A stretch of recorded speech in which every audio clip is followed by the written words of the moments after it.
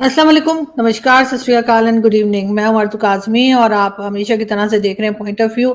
हमारे साथ जी डॉक्टर मुक्तदिर खान साहब हैं जिन्होंने हमें अमेरिका से ज्वाइन किया है। बहुत शुक्रिया सर कि आज आप आए। Thank you so thank you much. Very much आरजू। और बहुत दिनों के बाद आपके शो पे आ रहा हूँ। I am very happy to be here.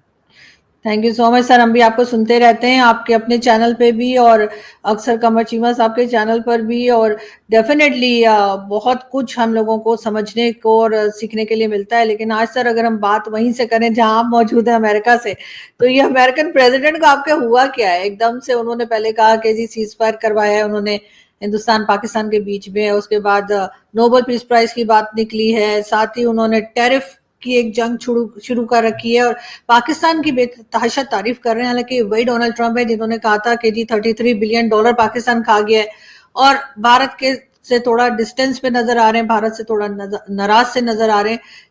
ये सिलसिला कहां तक आपको जाता हुआ लग रहा है? आरजू, थोड़े दिन पहले, आज से कुछ 5 से 6 साल पहले, एक 12 साल का लड़का हमारी यूनिवर्सिटी में एडमिशन मिला। तो वो मैथमेटिक्स से मेजर कर रहा था। तो उसको स्पेशल इजाज़त दी थी कि उसकी माँ के साथ वो क्लासेस अटेंड करता था जब भी। तो मेरी उससे एक बार मुलाकात हुई थी, वेरी ब्रीफली। तो जब आप मैथ की बात करो तो वो बड़ी सीरियस बातें करता था। उससे हट जाए तो वो मतलब बच्चा है, बचकानी बातें करता है। ट्रम्प वैसे ही है। बात चीज़ों में बिल्कुल बचकानी हरकतें उनकी, मतलब हिज रिएक्शंस वगैरह। और बात चीज़ों में ही इज़ वेरी सीरियस। तो ट्रम्प को समझने के लिए पहले ये समझना कि उसने पहले टर्म में क्या गलतियाँ की। देखिए, पहले टर्म और सेकंड टर्म के एजेंडा में कोई फ़र्क नहीं है, it is the same thing. इन्होंने जब भी हार्ले डेविडसन को लेके टैरिफ लगाने की कोशिश की थी, चाइना पे टैरिफ लगाया, नाफ्टा को नेगोशिएट किया, कनाडा और मेक्सिको पर भी टैरिफ लगाए। अभी भी वैसी ही चीज़ उसने की है एट अ बिगर स्केल। लेकिन फ़र्क ये है कि he learned how to get things done. तो पहली बार जब उसकी जो स्टाफ थी जिनको उसने सेलेक्ट किया था, आपको याद है जनरल से भरे हुए थे, राइट? अब तो सारे छिचोरे जमा कर लिए उसने। तो वो जो जनरल्स थे, they were acting as a brake on him. तो इट वाज लाइक गाड़ी चला रहा था विद ब्रेक। लेकिन अब जितने भी बंदे हैं, दे आर एक्सेलेटर दबाने वाले लोग हैं, मतलब ट्रम्प से तेज जाने की कोशिश कर रहे हैं, right? So he has collected people who will do what he wants. जैसा कि पाक बॉन्डी को ले लें या जेडी वैंस को ले लें या किसी को भी ले लें आप, they are on the agenda and they are trying to push it. तो इसलिए इतना ज्यादा असर नजर आ रहा है। लेकिन वो बचकानी हरकतें हैं। मुझे लगता है कि he has an inferiority complex towards Obama. तो पहले तो ओबामा ने, जब ओबामा से पूछा गया था, जब 2016 में ट्रम्प ने जीता था, तो ओबामा ने मजाक से कहा था कि मैं तो 2 टर्म जीता हूं। तो अब वो चुप गई थी ट्रम्प को। अब ट्रम्प ने भी 2 बार जीत गया है, राइट? अब how is he going to equal Obama? By winning the Nobel prize, right? Right. अब उसके लिए एक एजेंडा, साइड एजेंडा कह सकते हैं आप, कि we should try and get him in Nobel prize. और नोबेल प्राइज के लिए they want to promote him as a president of peace. तो अब सात सात सीज फायर्स क्लेम कर रहे हैं वो, इथियोपिया और इजिप्ट के बीच में, और ये जो ईरान और इसराइल के बीच में भी एजेंडा है उनका, अजरबैजान और आर्मीनिया के बीच में है, रवांडा, अफ्रीका में रवांडा और जो डेमोक्रेटिक रिपब्लिक ऑफ कॉन्गो में है, सो ये कंबोडिया और थाईलैंड, सो के बीच में ही क्लेमिंग ऑल ऑफ दिस। तो तो सबसे ज्यादा रेजिस्ट कौन कर रहा है इस इश्यू पे? मोदी है। मोदी तो कह रहे हैं कि नहीं हुआ। पाकिस्तान ने तो बहुत ही स्मार्ट मूव किया कि एक्सेप्ट कर लिया कि ट्रम्प का इंटरवेंशन वाज क्रिटिकल और नॉमिनेट भी कर दिया उनको नोबेल प्राइज। और उसके बाद अब ये अजरबैजान आर्मीनिया वाला कर रहे हैं, खुद नेतन्याहू ने कर दिया है। तो I think he is personally a little irritated with Modi कि मैं कहते रहता हूँ ये मेरे दोस्त हैं और ये मुझे प्रमोट नहीं कर रहे हैं for Nobel prize. I think that is one aspect of it. But I think दूसरी एस्पेक्ट ये है कि इंडिया का जो ट्रेड रिजीम है ना Arzoo, it is definitely unfair to America. तो फॉर एग्जांपल अमेरिका के, अगर आप पिछले नवंबर में अगर हम देखते, तो अक्रॉस द बोर्ड 3% एवरेज है अमेरिका का इंडिया पे टैरिफ, और इंडिया का अमेरिका पे 17% से ज्यादा एवरेज है। तो there is a huge margin in tariff. तो अगर आप किसी इंडियन एक्टिविस्ट वगैरह से बात करेंगे तो वो कहेंगे भाई हम हमारी एग्रीकल्चर और हमारी डेयरी कैसा खोलेंगे कि ये जीएमओ आ जाएगा, पहले उनकी गायें जो है सो नॉन वेज खाती हैं, फिर हम कैसा उनका हम वेजिटेरियंस है उनका बटर उनका चीज़ कैसा खाएंगे। तो एक कल्चरल एस्पेक्ट है, दूसरा के क्योंकि अमेरिका हाईली सब्सिडाइज्ड है फार्मिंग, वो ख़त्म कर देगी इंडिया की एग्रीकल्चरल इंडस्ट्री को। लेकिन वो सब छोड़ दें आप, पता है अमेरिकन कार्स पे 60% टैरिफ है, अमेरिकन मोटरसाइकिल पे 150 था, अब अभी भी 60% है। मेडिकल इक्विपमेंट जो आता है अमेरिका से उस पे भी 60% है। तो जो non dairy non agricultural products है उस पे भी 60-70% है। तो मुझे लगता है कि अगर इंडिया 1 महीने में अपना डील कर लेती तो बन जाता डील, उनको मिल जाते 12-15% टैरिफ और ख़त्म हो जाता। लेकिन ये जो इंडिया ने खींचा है ना इसको 6 महीने, तो मेरी पर्सनल थ्योरी ये है कि कई बार ट्रम्प को ब्रीफिंग की गई कि वो पूछता क्या हो रहा है इंडिया के साथ, तो ही सर उस पर मेडिकल इक्विपमेंट पे अटके हुए हैं। He said, why are they blocking medical equipment? फिर उसके बाद फिर थोड़े दिन के बाद पूछा what is happening with it? Sir, we are stuck on cars, we are stuck on this. तो उसको डिटेल्स जैसा जैसा मालूम पड़ते जा रहे हैं कि इंडिया क्या क्या ब्लॉक किया हुआ है, is getting irritated with India. He said, हमारे दोस्त हैं, हम इतनी मदद करते हैं, they are trying to provide technology to India, intelligence वगैरह, and they seem to be blocking us. फिर जो नॉन टैरिफ बैरियर्स भी है वो भी बहुत सख्त लगाए हुए हैं इंडिया ने। So India is a very protective economy, इसमें कोई शक की बात नहीं है। खुद वेरी प्रो मोदी लोग कह रहे हैं चलिए इसका बहाने से हम रिफॉर्म्स कर लेते हैं हमारी economy, so this might be a blessing in disguise. तो आई थिंक दूसरी चीज़ ये है कि he is got irritated with this issue, Modi Trump Modi की तरफ और इंडिया की तरफ। और तीसरी चीज़ ये है कि ये चाइना से डायरेक्ट डील कर रहे हैं। स्कॉट बेसेंट जो ट्रेजरी सेक्रेटरी है उनसे एक सवाल पूछा गया था कि भाई आप इंडिया पे टैरिफ लगा रहे हैं लेकिन इंडिया से डबल तेल रशिया का तो चाइना खरीदता है, तो आप चाइना पे क्यों नहीं लगा रहे टैरिफ? तो उसने बहुत ही ऑनेस्ट जवाब दिया। उसने कहा देखो, इन द पास्ट हमारे जो इकोनॉमिक कंपेटिटर्स थे वो हमारे एलाइज थे, जैसा कि जापान, जर्मनी, यूरोपियन यूनियन। हमारा जो दुश्मन था वो सोवियत यूनियन था, लेकिन वो इकोनॉमिकली कमज़ोर था। सोवियत यूनियन की पूरी हिस्ट्री में सिर्फ एक बार it had 12% of the global GDP also, उससे ज़्यादा कभी नहीं हुआ। चाइना तो अभी कुछ 18-19% के ऊपर हो गया है अभी ग्लोबल जीडीपी। तो स्कॉट बेसेंट कह रहे हैं कि देखिए ये पहली बार ऐसा है कि अमेरिका का जो इकोनॉमिक चैलेंजर है वो हमारा जियोपॉलिटिकल दुश्मन भी है। So we have to deal with China very differently. Plus China के पास लेवरेज है, जो रेयर अर्थ मटेरियल्स है, मैग्नेट्स है, और चाइना ने इस पंगे के लिए प्रिपेयर कर लिया। देखिए पहले एक ज़माना था, चंद साल पहले America was the biggest trading partner, अब China is become the third biggest America के लिए, कनाडा, क्योंकि ये बंद कर रहे हैं ऑलरेडी, यूरोप भी बंद कर रहा है चाइना से ट्रेड, लेकिन चाइना ने दूसरी जगह घुस गया, इंक्लूडिंग इंडिया। अब देखें आप इंडिया में बहुत ट्रेड होता है लोग। हाँ, तो मुझे लगता है कि ये 3 चीज़ें होंगी कि अब हम चाइना से डायरेक्टली डील कर रहे हैं, we don't need India that much, तो स्ट्रेटेजिकली वैल्यू कम हो गई है। दूसरा, इरिटेटेड विद इंडियाज प्रोटेक्शनिस्ट। तीसरा, वो जो उनको नोबेल प्राइज़ के लिए ब्लॉक किया हुआ है। तो इन दोनों की वजह से I think Donald Trump is becoming very, कहना चाहिए, लेस प्रो इंडिया कह सकते हैं। लेकिन सर हमेशा से मैं जो बिकॉज मैंने शायद आपको पहले भी बताया था, मेरे फादर भी जर्नलिस्ट थे, तो हम अक्सर सुना करते थे कि अमेरिका का जो भी प्रेसिडेंट आ जाए, कोई भी पार्टी पावर में आ जाए, इनकी पॉलिसीज नहीं बदलती, चाहे वो पाकिस्तान के लिए हो चाहे किसी भी कंट्री के लिए हो। लेकिन ट्रम्प के आने के बाद हम देखते हैं कि पॉलिसीज चेंज हो जाती हैं, कभी हम अचानक से लाडले हो जाते हैं, कभी अचानक से हम बुरे लगने लग जाते हैं। भारत से बहुत नजदीकियां थी, मोदी जी से बहुत दोस्ती यारी चल रही थी, वो तो बहुत कहा भी करते थे माय फ्रेंड डोनाल्ड ट्रम्प, वो जो लोग कई बार बोल रहे हैं। तो सर आपको लगता है कि अभी भी पॉलिसीज वही रहती हैं किसी भी प्रेसिडेंट के आने से, या नहीं हर प्रेसिडेंट आके अपने हिसाब से चल रहा है? तो मैं आपको दोनों जवाब दे देता हूँ। जब बाइडेन जीते थे तो उन लोगों ने एक आर्टिकल मेरे से रिक्वेस्ट किया था कि क्या तब्दीलियाँ आएंगी, तो मैंने कहा था कि तब्दीलियाँ छोड़ दें, कंटिन्यूटी क्या है वो देखें। इंटरनेशनल रिलेशंस जब पढ़ते हैं एक बड़ी थीम रहती चेंज एंड कंटिन्यूटी।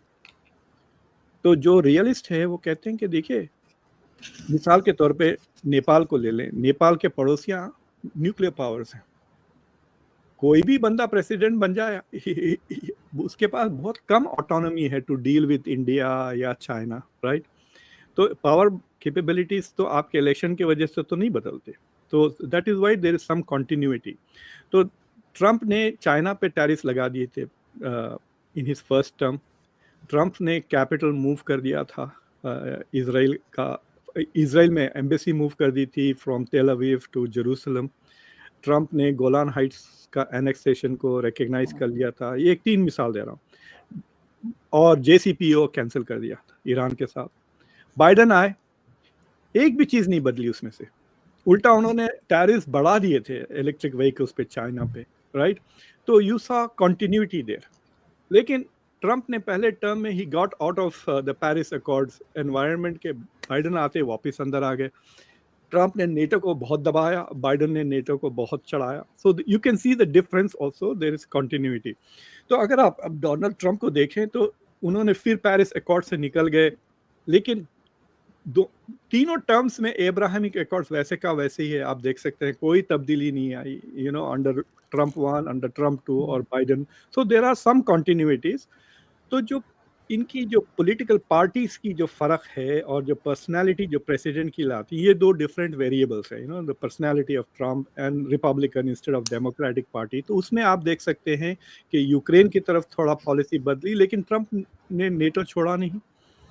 देखिए, he is made very little, बातें तो बहुत की, लेकिन तब्दीली, जेन्युइन तब्दीली कुछ भी नहीं आई ना।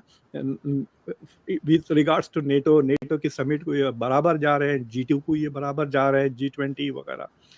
सो I think that there is more a lot of continuity. इसलिए आई थिंक कि वो लोग जो समझ रहे हैं कि हम 3 साल तक ट्रंप को बर्दाश्त कर लेंगे और उसके बाद जो अमेरिकन प्रेसिडेंट आएगा वो तब्दीलियाँ करेगा, they could make a mistake. You have to be very sophisticated कि क्या चीज़ें कंटिन्यू करेंगे और क्या चीज़ें नहीं। एंड आई थिंक कि ये न्यू नॉर्मल सेट कर दिया है डोनाल्ड ट्रंप ने। देखिए, ट्रंप ने इतनी, मतलब क्या कहना चाहिए, बहुत ही अगली तरीके से उसने डिपोर्टेशंस किए हैं लोगों को। आपको पता है अभी भी इतने पीरियड में बाइडन और ओबामा ने ट्रंप से ज़्यादा लोगों को डिपोर्ट किया था, लेकिन वो बदसूरती नजर नहीं आई थी, राइट, अमेरिका की। We didn't even talk about it. लेकिन यहाँ पे चर्चा ज्यादा, वो मतलब बादल गरज ज्यादा रहे हैं, बरस कम रहे हैं अंडर डोनाल्ड ट्रंप। तो but that is also a strategy. He is trying to make America less attractive to immigrants. लेकिन बंद तो कर दिया उसने इमिग्रेशन, इलीगल तो बिल्कुल नेक्स्ट टू जीरो हो गया है। So he has some achievements and some differences. लेकिन आई मीन, वरना हमारे जैसे प्रोफेसर्स की नौकरी ही नहीं कि the whole job is to say what is continuing, what is changing, what is continuing, what is changing.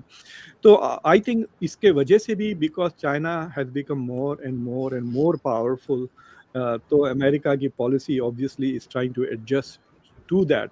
I think India को लेके जो सबसे बड़ा चेंज आया है, मैं थोड़े रिपब्लिकन से बात कर रहा था,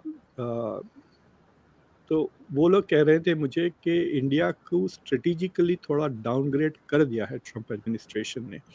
तो इंडिया पे सिर्फ टैरिफ को लेके नहीं हमला हो रहा है, कई हमले हो रहे हैं इंडिया को लेकर। अब स्टूडेंट वीज़ा 70% तक कैंसिल हो चुके हैं।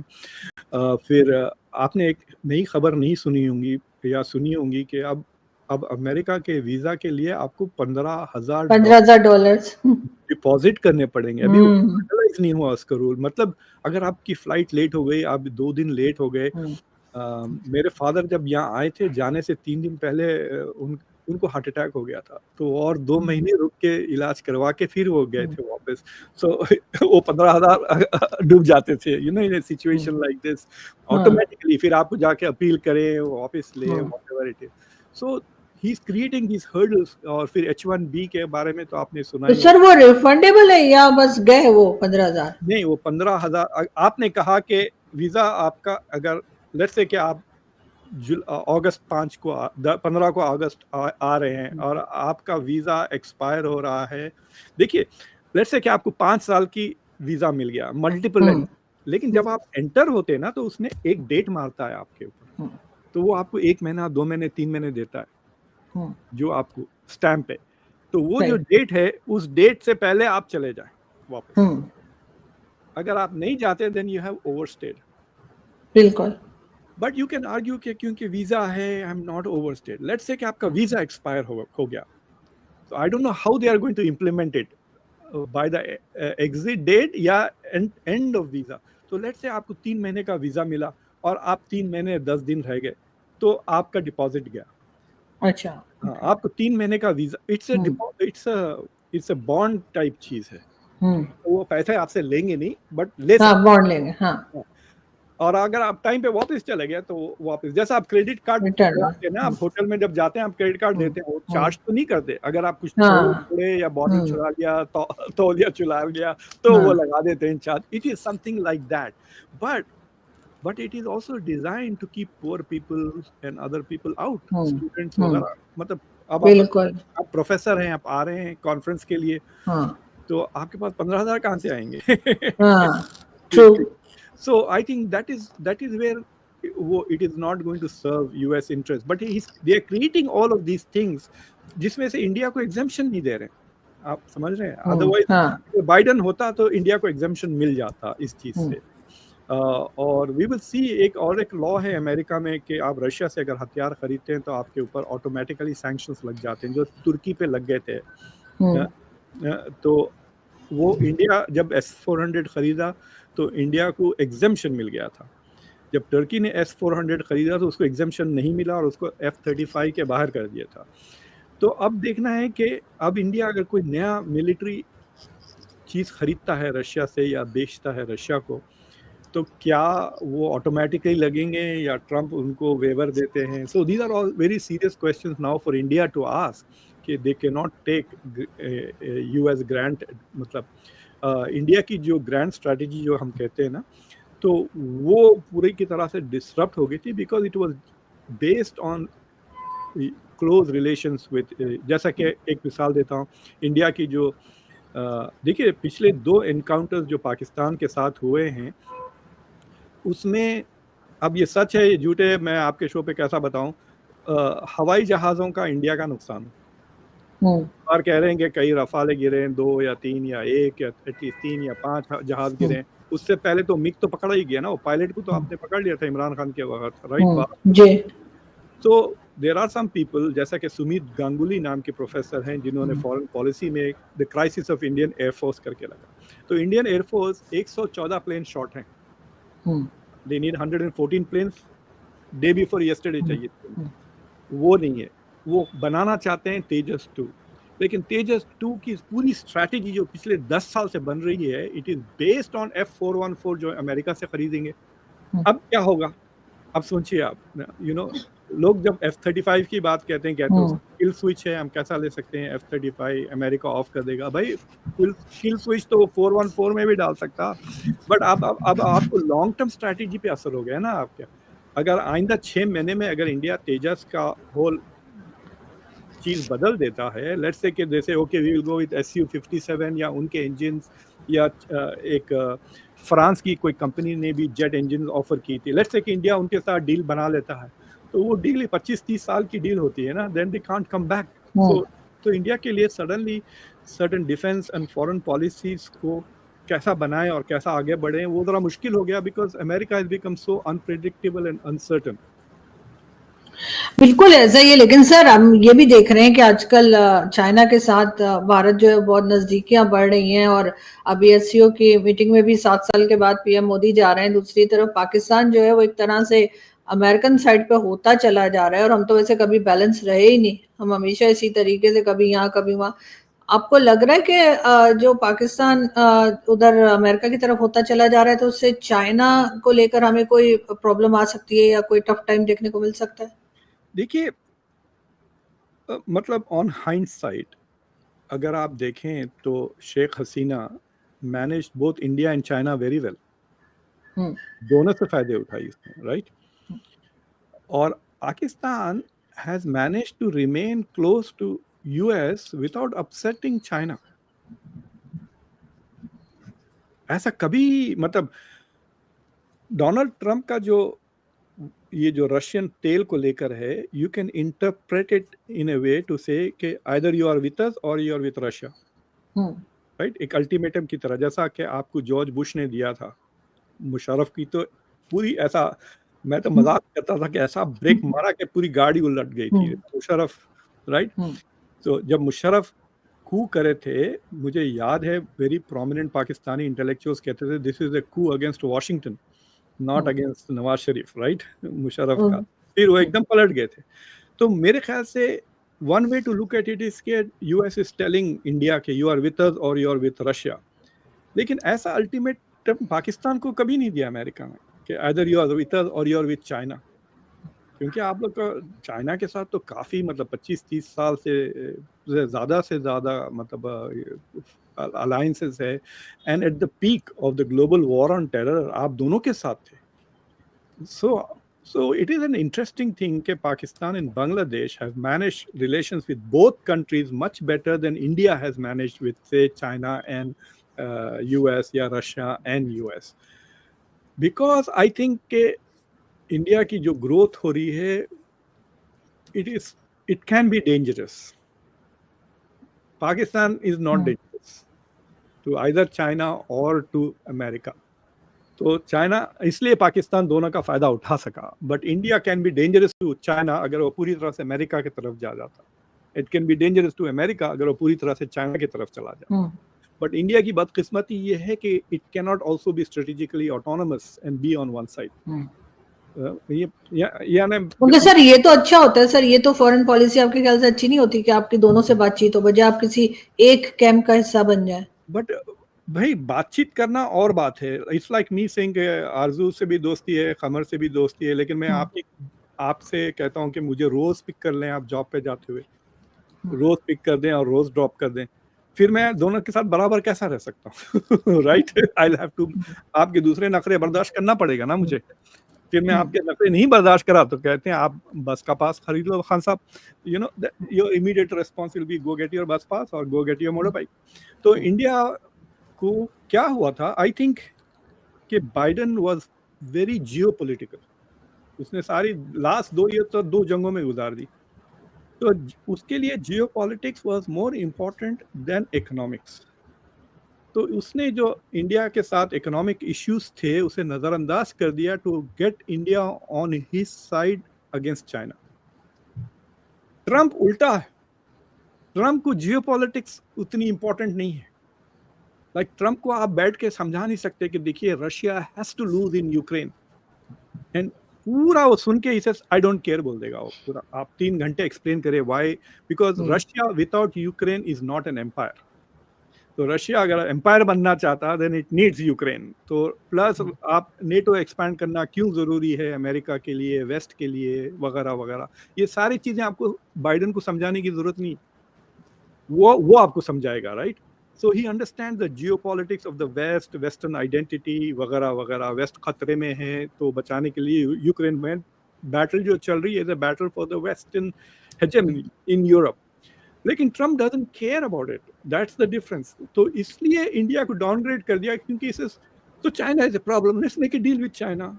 Why is China strong? Because it doesn't have earth materials. ठीक है, कनाडा को ले लेंगे, ग्रीनलैंड कैप्चर कर लेंगे, पाकिस्तान के पास सुना के रेयर अर्थ मटेरियल्स है, let's see if we can get some from there. So he is thinking like that, he is not thinking कि नहीं we have to contain China, ये करें वो करें। So he is saying let's make a deal with China, and then he is also understood कि one reason why we are weak is because we don't have manufacturing. मैं कल एक Russian को सुन रहा था, उसने एक बहुत अच्छी पॉइंट दी जो एटलीस्ट मैंने नहीं सोची थी पहले, कि ये जंग के वजह से रशिया में री इंडस्ट्रियलाइजेशन हो गया है। देखिए 1000 अमेरिकन कंपनीज चले गए, कई चीज़ें जो अमेरिका बनाता था वहाँ पर रशिया में वो छोड़ के आ गए। तो रशियंस ने वही फैक्ट्रीज इस्तेमाल कर लिए, वही इंफ्रास्ट्रक्चर यूज करके वो थोड़ा मतलब आत्मनिर्भर हो गया है Russia on many manufacturing issues. तो जंग के वजह से मजबूरन रशिया हैज बिकम री इंडस्ट्रियलाइज्ड। तो डोनाल्ड ट्रम्प का ये जो एम्बिशन है फॉर री इंडस्ट्रियलाइजेशन, हो सकता कि ये अगर लेट अस से कि जेडी वैंस आ जाते हैं इसके बाद with the exactly same agenda, then I think yes, America may go through 8 to 12 years of मतलब turbulence, but we might reindustrialize, हो सकता है। आपने देखा एप्पल अब $600 बिलियन इन्वेस्ट कर रहा है in manufacturing at home, right? अगर वो उनके पास से 600 ट्रिलियन बिलियन आ रहे हैं यूरोप से, 550 billion from Japan, 350 billion south Korea से। अगर उसका 10% भी आ जाता है in terms of foreign direct investment, अगर वो लोन के रूप में भी आ जाते हैं ना Arzoo ji, so it will promote industrialization in America. तो अमेरिका के लिए खतरा एआई से ज्यादा है मुझे लगता है देन जियोपॉलिटिक्स। इंडिया या चाइना से ज्यादा खतरा towards industrialisation is from AI. हमारे घर से थोड़ी दूर पर अमेजोन का बहुत बड़ा शोरूम है, मतलब गोडाउन है। मैं रात को 2 बजे भी कोई चीज, फॉर एग्जाम्पल मेरा एक माइक्रोफोन टूट गया था, तो मैं रात के 2 बजे ऑर्डर करा, सुबह 8 बजे वो मेरे डोर पर था, विद इन सही। लाइक। हाँ, हाँ तो वो मैं जरा क्यूरियस हो गया, तो पता चला ये one of the biggest warehouses है, और उसमें लाइट ही नहीं है, पता है आपको? अच्छा इलेक्ट्रिक, क्या? अंधेरे में चलता है हर चीज, बिकॉज देर ऑल रोबोटिक, सारे रोबोट्स हैं। हाँ ओ ओके। मैं इंटरनेट पे ऑर्डर करता हूँ जाके हाँ अमेजोन की वेबसाइट से, वो ऑर्डर हाँ जाता है सबसे करीब वेयर हाउस को, वहां पे रोबोट्स जाते हैं, उनको पता है चीज का, दे डोंट नीड टू सी। हाँ हाँ एग्जैक्टली। जाके लेके आते हैं, पूरा का पूरा काम वो डब्बे में डाल के मेल करके हाँ मुझे भेज देते हैं। और मतलब लोकल डिलीवरी भी ट्रक्स आते हैं ना, तो लोकल जिस हाँ ट्रक में जाना है उस ट्रक के पास पहुंचा देते हैं। All of this is 24 hours with no lights. हाँ। So it is quite interesting phenomena ना, कितने लोगों की नौकरी गई समझिए आप। ये यही सोच रही थी एग्जैक्टली exactly. आप जब बात कर रहे थे मैं यही सोच रही थी कि कितने लोगों की नौकरी चली हाँ, गई होगी। तो अब वो रोबोट्स ना सिर्फ डब्बे, ये तो अमेजोन का कोई सिंपल चीज है, इधर से पकड़ा, डब्बे में डाला, डब्बे में हाँ लगाया, भेज दिया, राइट? वो एक लो लेवल जॉब है, वो जॉब्स तो खत्म हो गए हैं। बट हाँ रोबोट खुद बना रहे हैं ना हाँ चीजें, इंक्लूडिंग अब तो सर्जरी भी कर रहे हैं रोबोट्स, हाँ तो एआई के basis. So we will see, it's an interesting, मतलब नुकसान तो बहुत लोगों का होगा हाँ सारी होगा। दुनिया में, but from an intellectual point of view, हाँ अल्लाह ठीक मुझे है। इतनी उम्र दे कि मैं कुछ लिख सकूं कि ये डोनाल्ड ट्रंप का जो री इंडस्ट्रियलाइजेशन का एक्सपेरिमेंट था, वेदर इट डेफिनेटली सक्सेसफुल और नहीं, नॉट।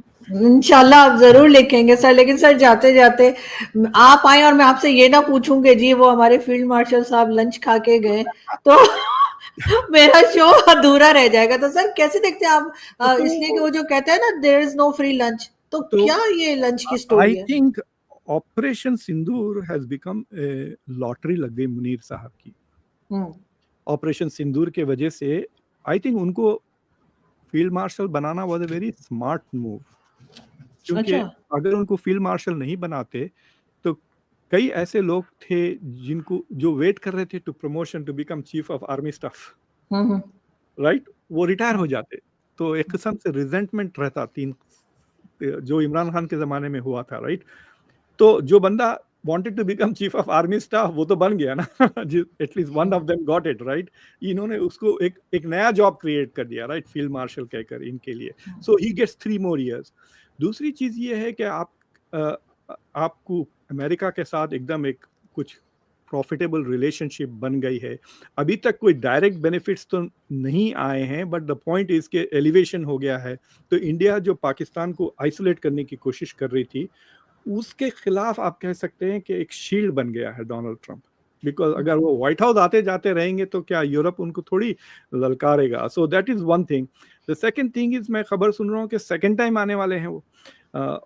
और दूसरी चीज ये है कि शायद मार्को रूबियो आएंगे Pakistan. There is going to be a Pakistan US summit. तो there are lots of things happening.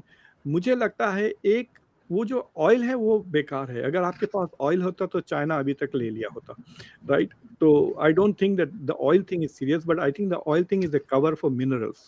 तो they are going to okay. Really search के रेयर अर्थ मटेरियल्स है या नहीं है पाकिस्तान के पास। That is the search. इसलिए अमेरिकन कंपनीज आएंगे, वो सीआईए की कोई फ्रंट रहेगी which will do the search, and if there is they will take it, मतलब पार्टनरशिप में ले लेंगे।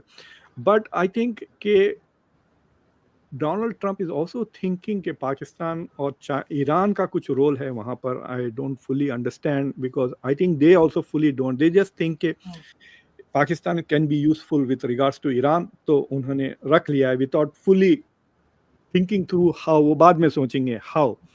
बट ट्रंप ट्रंप मुझे लगता है थोड़ा इंडिया को ट्रोल भी कर रहे हो, और उनको ये पता चल गया है the one way to troll India is to take Munir for lunch. या थिंग्स। आपको याद है वो जो नेटो की समिट थी, वहां पे उन्होंने कहा मोदी इज माय फ्रेंड, फिर मुनीर का नाम भी नहीं याद आया था, याद है आपको? Exactly. He couldn't remember Munir's name, so that हाँ tells you that he's not really very important in his head. अभी जगह नहीं बनी है उनके दिमाग में मुनीर की, हाँ। but he just said, oh I like the general. लेकिन सर ये कब पलट जाए, कुछ कुछ कहा नहीं जा सकता ना डोनाल्ड ट्रम्प का। टेक्स ज्यादा नहीं है, सी रिश्ता सुपरफिशियल है। इट इज लाइक सेइंग कि मैंने आपको चाय पे बुलाया और मैं लेट आ गया या आप लेट आ गए, what have we lost? Since both are not, शादी तो नहीं कर रहे हैं, बस चाय पी रहे हैं, तो इट्स लाइक इंडिया का it's a different thing. India तो शादी करके बच्चों की प्लानिंग कर रहा था ना अमेरिका के साथ तो इसलिए इट्स अ बिग शॉक कि अरे ये तो उल्टा हो गया, right? But India, there is no long-term big plans between in Pakistan and China. Pakistan सोच रहा है जितना हम फायदा उठा सकते हैं, let us short term सोच रहा है. America is thinking कि अगर if we can use this to balance India, if we can use Pakistan to get some concessions in the region. Al-Qaeda और जो ISIS की बात करते हैं Rubio, I don't think they are that big a threat for America to do this. The critical thing is कि when will China start worrying? वो सवाल उठता है। तो द चाइनीज हैव शोन काफी स्टेबिलिटी। आप देखिए लाइक रॉक सॉलिड की तरह बैठे हुए हैं, उन्होंने अपनी कोई पोजीशन नहीं बदली, कोई झंझट नहीं, कुछ भी नहीं, you know they are seem to be quite cool and relaxed. और so I am quite impressed with their unhurried responses. जैसा इंडिया ने इमीडिएटली टेलीफोन करना शुरू कर दिया, लूला को फोन, पुतिन को फोन। सीओ का समिट इंडिया ने डुबा दिया था जब खुद चेयरमैन थे, याद है आपको? 2023 में उसको वर्चुअल कर दिया, फिर उसके बाद मोदी गए नहीं, अब मोदी खुद जा रहे हैं एससीओ को।